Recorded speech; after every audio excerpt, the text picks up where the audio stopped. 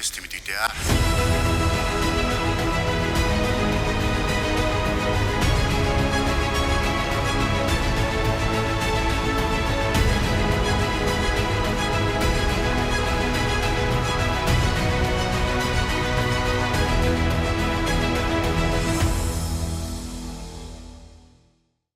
Нээлттэй ил тод парламентын өнгөрсөн 7 хоногийн тойм мэдээллийг үзэгч танд хүрэхэд бэлэн боллоо. За өнгөрсөн 7 хоногт олон улсын хүүхдийн эрхийг хамгаалах өдөр тохиож, за улсын хурлын дарга, улсын хурлын гишүүдийн төлөөлөл, за тамгын газрын удирдлагууд төрийн ордонтой танилцж байгаа хүүхдүүдийн төлөөллийг хүлээн авч тэдэнд баяр хүргэсэн юм а.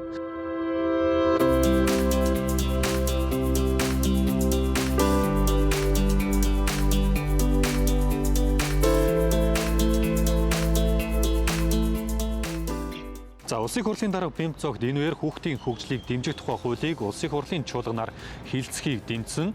Ерөнхий боловсролын сургуулийн сурагчдын үдийн хоол хөтөлбөрт хүүхдүүдийг үе шаттайгаар бүрэн хамруулах, хоолны чанарыг сайжруулах тогтоол баталсныг хүүхдүүдэд дуулгасан юм а. Үүнээс гадна хүүхдүүдийн төлөөлөл улсын хурлын чуулганы танхимд өөрийн хүсэл эрмэлзлэлд өмнө тулгамдж байгаа асуудлаа илэрхийлсэн нь парламентын түүхэнд анхдагч үйл явдал боллоо. Өнгөрсөн 7 хоногт Монгол улсын их хурл хүүхдтэй холбоотой маш олон чухал шийдвэрүүдийг гаргасан. Маш олон чухал шийдвэрүүдийг жил бүрийн 5 дугаар сарын сүүлийн 7 хоногт хүүхдийн эрхийг хамгаалах, хүүхдийн эрх ашигыг хамгаалах энэ чиглэлээр улсын их хурл байнга шийдвэр гаргаж яхаар болсон. Хүүхэд болгонтэй зөвхөн 6 сарын 1-нд баярладаг биш, жилийн туршдаа баярладаг. Аав ээжтэй аз жаргал инээдхөөр баяр баясгалыг авчирдаг байгаасаа гэж Монгол хүн болгон дэлхийн аав ээж болгон хүсдэг. Манай сургууль тусгай сургуулиудаас хамгийн анх байгуулагдсан өнгөрсөн жил түүх 60 жилийн яваа хийсэн байгаа. Хичээлийн маань маш их хөгжирсэн, харааны бэрхшээлтэй сурч биднийг онцлог тохирсон хичээлийн байгуу, хичээл хавдрын 100 чигүүрийг тодорхой байраар ашигладаг учраас нийгмийн 3 багш ээжлэг хичээл гардаг.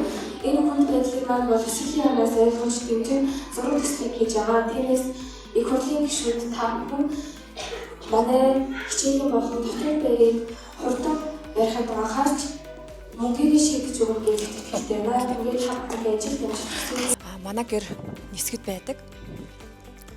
За сургууль руугаа ирэхэд маш их төвчрэлтэй, хэцүү байдаг. Та бүхэн бидний энэ асуудлыг ойлгож энэ асуудлыг шийдэж өгнө үү? Учир нь сургуулаас орох гарц маань маш хүндрэлтэй.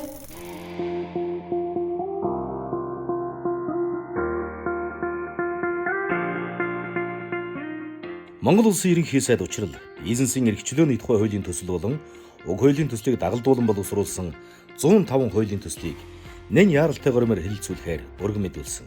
Хуулийн төслийг улсын хурлын чуулганы баасан гарагийн нэгдсэн хуралдаанаар яаралтайгаар хэлэлцэхийг дэмжиж гэдэг саналын томьёолоор санал хураахад хуралдаанд оролцсон гишүүдийн 60% дэмжиж эдийн засгийн байнгын хороонд шилжүүлсэн юм.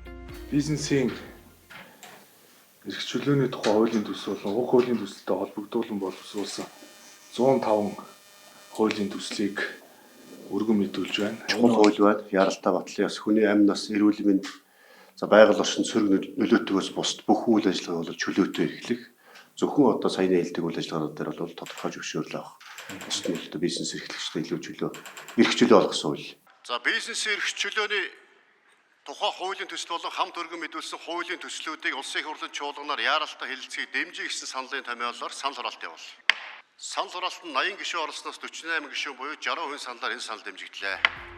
Ойн тухай хуулийн шинжилсэн найруулгын төсөл, нийгмийн даатгалын ерөнхий хуульд нэмэлт өөрчлөлт оруулах тухай болон эдийн засгийн эрх чөлөөний тухай хуулийн төсөл тус өргөн мэдүүллээ.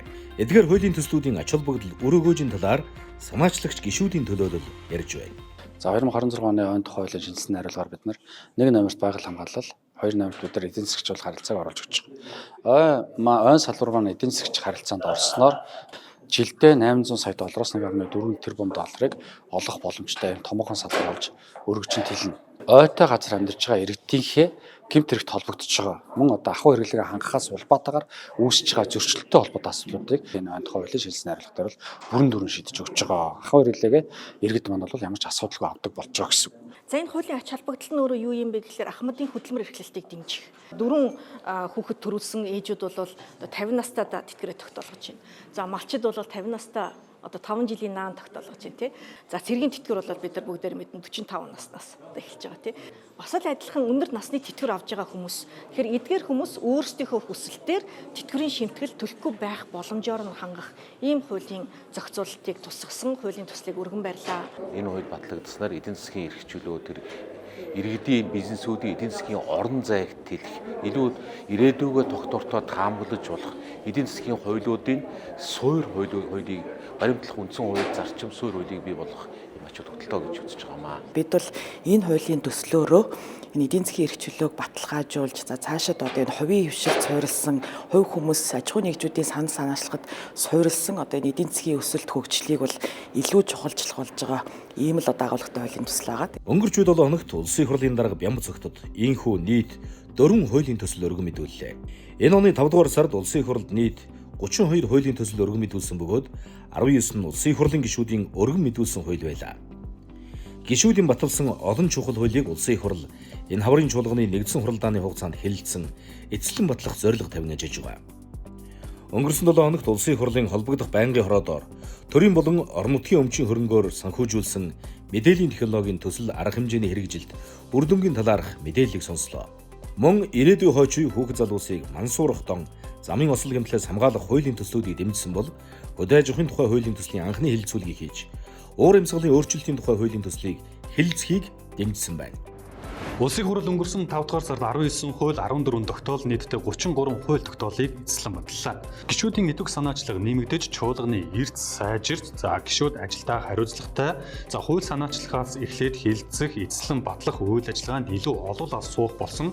Гишүүдийн хариуцлага нэмэгдэж байгааг улсын хурлын дарга онцлон сайшаан тэмдэглэсэн юм а. Улс орны хууль тогтоох дэд байгууллагад төр ард түмнээ төлөөлөн сонгогдсон төрийн түшээд ажилдаа хариуцлагатай хандах нь төр дээрдэх иргэдийн итгэлийг нэмэгдүүлэхээс гадна цаашлаад парламентын нэр хүндийг өсгөх сайн талтай. Улсын хурлын эрс сайжирч байна. Өнгөрсөн 5 дугаар сарын эрсцээ чуулганы хуралдааныг нэгж таслаагүй гадаад дотоод томилолт эмнэлгийн чөлөө аваагүй 39 гишүүн байна. Парламент цэгийн сайтад одоо гишүүдийн эрсцийн талаар одоо нэлээд ойлгоход үзэхэд харахад хялбар бас авч түгэх боломжтой ил тод мэдээллийг тавьдаг болсон. Өөрчлөлт орсон байгаа гишүүдэд сонирхож үзээрэй. Улсын хурлын сахилга хариуцлага эмх зэгс дээрээс эхлэх ёстой. Улсын хурлын гишүүдийн ёс зүй сахилга хариуцлагаас эхлээд бүх зүйл дээр бид хүмүүс манлайлах ёстой. 6 дугаар сарын 2 буюу мягмар гараг пүр баасан гаригуудад чуулганы нэгдсэн хуралдаан болж Монгол улсын хөгжлийн 2027 оны төлөвлөгөө улсын төсвийн хөрөнгө оруулалтаар төсөл арга хэмжээг санхүүжүүлэх талаар авч хэрэгжүүлэх зарим арга хэмжээний тухай улсын хурлын тогтоол болон бүгд найрамдах Монгол Ард улсын засгийн газарт эрх олгох тухай хууль хүчингүй болсон тооцох тухай хуулийн төслийг эзлэн баталсан юм. Тэгэхээр ерөнхийдөө бол үндсэн хуультай зөрчилддөг байсан энэ хуулийг бол бүрэн дүрэн аль өмнө ч гэсэн ашиглаж болохгүй байсан зүйлийг бол зөв замд нь оруулж энэхүү хуулийг бол хүчингүй болголоо. Тэгэхээр энэхүү хууль маань бол одоо бид бүхний хэлж мэддгээр бол төрийн өмч компаниуд дээр маш ихээр томилогддог бэтүүдийн асуудлыг ярьдаг. Тэгэхээр бэтүүдийг бол энэ хуулиар бол томилдог байсан. Тэгэхээр өнөөдрөөс эхлээд ямар нэгэн байдлаар засгийн газар бэт томилохоо болж байгаа. Тэгэхээр бэт томилохоо болж байна гэдэг маань бол төрийн өмч компаниудын засаглалыг сайжруулж байгаа гэсэн үг. Харин замын хөдөлгөөний аюулгүй байдлын тухай хуульд нэмэлт өөрчлөлт оруулах тухай хуулийн төсөл болон хамт өргөн мэдүүлсэн хуулийн төслүүдийн эцсийн хэлэлцүүлгийг явуулж эцэслэн батлах бэлтгэл хангуулахаар хууль зүйн байнгын хороонд шилжүүллээ. Мөн хэд хэдэн цаг үеийн чухал шаардлагатай хуулийн төслүүдийг хэлэлцэх хэсгийг хэлэлцүүлж анхны хэлэлцүүлэгт болон эцсийн хэлэлцүүлэгт бэлтгүүлэхээр холбогдох байнгын хороодод шилжүүллээ. Замын хөдөлгөөний аюулгүй байдлын тухай хууль нэмэлт өөрчлөлт оруулах тухай хуулийн төсөл болон хамт өргөн мэдүүлсэн хуулийн төслийг эзлэн батлах бэлтгэл хангуулахаар хууль зүйн байнгын хороонд шилжүүллээ. Улсын хурлын тухай болон улсын хурлын чуулганы хуралдааны дэгийн тухай хуульд нэмэлт өөрчлөлт оруулах тухай хуулийн төслүүдийг нэгтгэн хэлэлцүүлэгт бэлтгэх ажлын хэсэг байгуулан ажиллаж энэ хаврын чуулганаар хэлэлцэн баталгаар бэлтгэж байна. Энэ хууль батлагдсанаар парламентын үйл ажиллагаа илүү нээлттэй ил тод болж гишүүдийн сахилга хариуцлага нэмэгдэх давуу талтай. Ингэснээр улсын хурлд 126 гишүүнд итгэх иргэдийн итгэл нэмэгдэх учраас ажлын хэсгүүд онцгой анхаарч хариуцлагатай ажиллах нь чухал байна. 5 дугаар сард улсын хуралд 32 хууль тогтоолын төсөл өргөн мэдүүлсэний 19 гишүүдийн санаачилсан хууль байна. Энэ нь одоо парламентын гишүүд хууль санаачлах бүрэн эрхээ идэвхтэй хэрэгжүүлж манлайлан оролцож байгаа бас илэрхийллээ. Тухайлах юм бол парламентын үйл ажиллагааны нээлттэй ил тод байдлыг нэмэгдүүлэх, гишүүдийн сахилга хариуцлагыг дээшлүүлэх, хууль тогтоох үйл ажиллагааны чанарыг сайжруулах зорилготой хэд хэдэн хуулийг улсын их хурлын нэлээд олон гишүүд санаачилж өргөн мэдүүлж хэлж эхлээд байгаа. Үүнийг одоо энэ хаврын чуулгандаа багтаагаад батлах юм зорилго тавьж ажиллаж байгаа. Энэ хуулиуд батлагдсанаар ардчилсан парламентын засаглалыг бэхжүүлэх, нэр хүндийг нь дээшлүүлэх чухал алхам болно гэж харж байгаа. За хуралдаа суудаггүй, эрчэндээ орчход санал хураалтанд оролцдоггүй, гараад явцдаг гэх мэт жижиг зүйлүүд ч засагдана гэж харж байгаа. Улсын их хурлын дарга Бямбцогт Монголын волейболын холбооны удирдах зөвлөлийн гишүүд Ахмад үеийн гавьяатууд мэрэгжлийн зөвлөлийн төлөөлөл үндэсний дээд лигийн багийн эзэдийг хүлээн авч уулзсан. Энэ оны 8 дугаар сарын 8-9-ний өдрүүдэд Улаанбаатарт Азийн зүүн бүсийн эрэгтэйчүүдийн волейболын аварга шалгуулах тэмцээн болно. Энэ тэмцээнийг улсын их хурлын дарга Бямбцогтын ивэлдэр зохион байгуулах хүсэлтэй байгаагаа Монголын волейболын холбооны удирдлагууд уламжилж байлаа. Улсын их хурлын дарга Бямбцогт багийн спорт болох волейболыг төрөөс бодлогоор дэмжин тусалцаа үзүүлэх цаг нь болсон хэмээгээд тус холбооны удирдлагуудын хэлсэн саналыг хүлээн авч их спортын хөгжилд улсын их хурлын зүгээс ч анхаарч ажиллана гэдгийг онцолсон юм. Иргэжил Монгол улс волейболын спорт анх одоо үүсч хөгжсөн 100 жилийн волейболын холбоо байгуулсан 70 жилийн болно тийм ээ. Зүүн Азийн аварга шалгуулалт тэмцээний дуу шаардлагатай бүхий л одоо дэмжлэг тусалцаа үзүүлж таахантай хамтарч ажиллая. Бид бас одоо төрийн 3 өндөрлөг дотор манай волейболчдоос манай одоо анх удаа улсын хурлын дараагаар ингээд сонгогдож ингээд ажиллаж байгаад волейболчдод бас маш их баяртай, халуун талархалтай ингэж хүлээж авч байгаа. Монгол улсын их хурлын дэд дарга Пүрвдэрж Орос улбаны улсын Санкт Петербург хотноо болж буй олон улсын эдийн засгийн 29-р чуулга уулзалтад оролцож айлчлалынхаа хүрээнд Орос улбаны улсын холбооны хурлын төрийн дүүмийн орлогч дарга Гордеев, холбооны хурлын холбооны зөвлөлийн орлогч дарга Касачев нартай уулзлаа. Энэ үеэр Монгол улсын их хурл Орос улбаны улсын холбооны хурл хоорондын хамтын ажиллагааны комиссийн 2-р хуралдааны протоколд гарын үсэг зурсан юм. Монгол улс Оросын холбооны улсын хооронд дипломат харилцаа тогтоосны 105 жилийн ой энэ онд тохиож байна. Улсын хурлын дарга Бямбцогт сайн парламентыг төлөвшүүлэхийн төлөө ажиллана гэдгээ илэрхийлсэн.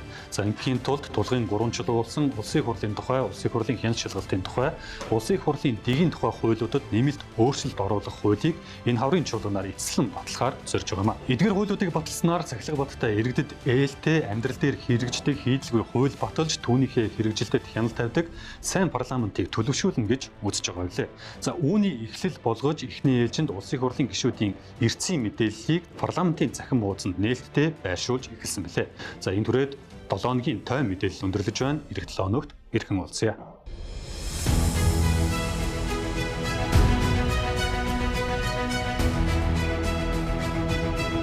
Чуулганы хуралдаа нээстэй мэдэгдээ.